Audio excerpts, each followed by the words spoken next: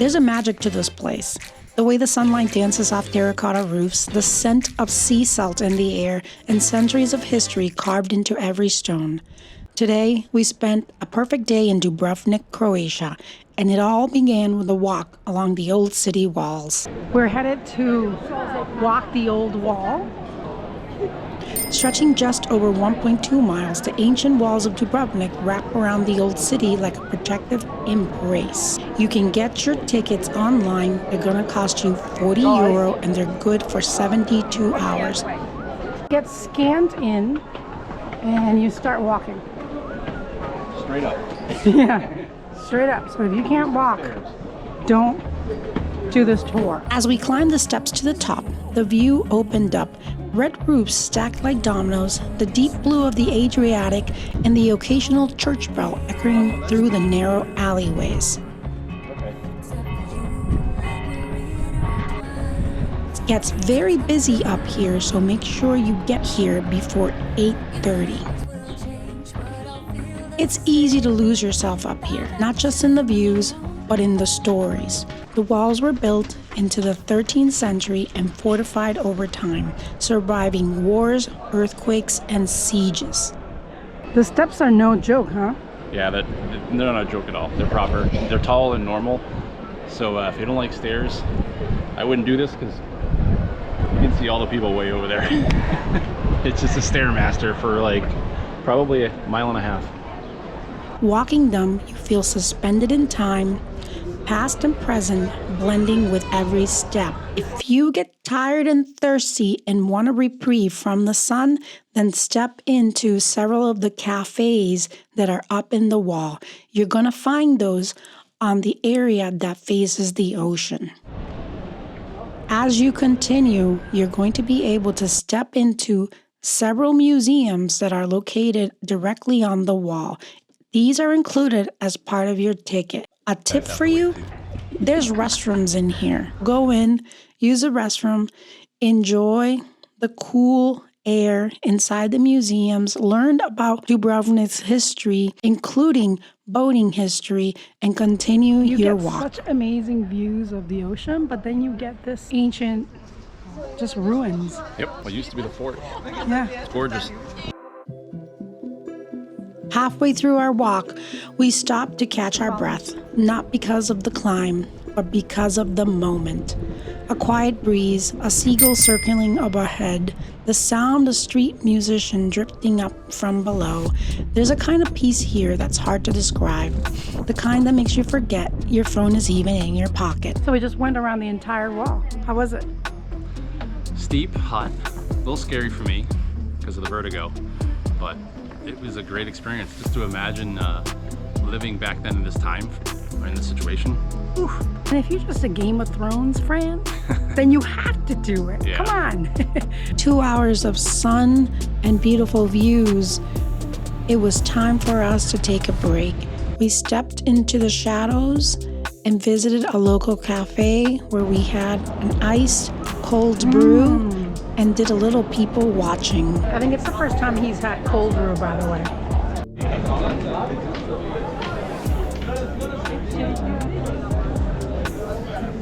After the coffee, our bellies started growling and it was time for a snack.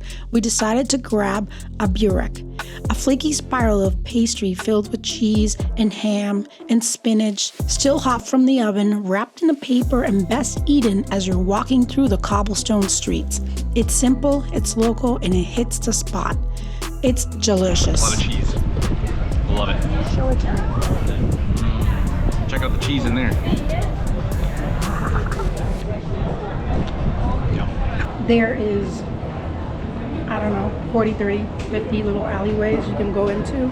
You can get coffees, just any type of food you can think of, all the way from Indian, sushi, pasta, Mediterranean, of course, to some Spanish food.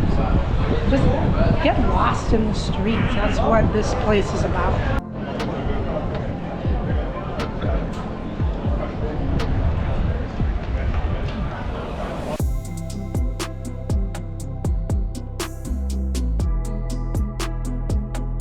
It was time to eat some gelato.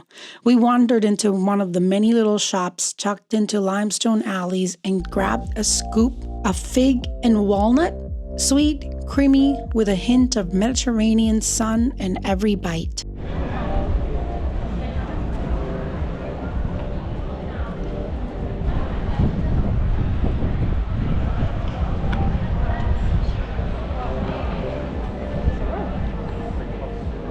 Re-energized after that gelato, we entered a few of the museums that are included with your card.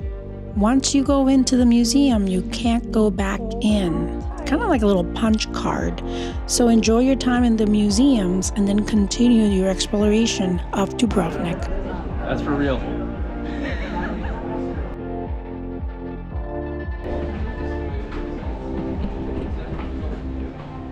We continued our walk through the cobblestone streets, enjoying the city views and walking into the harbor.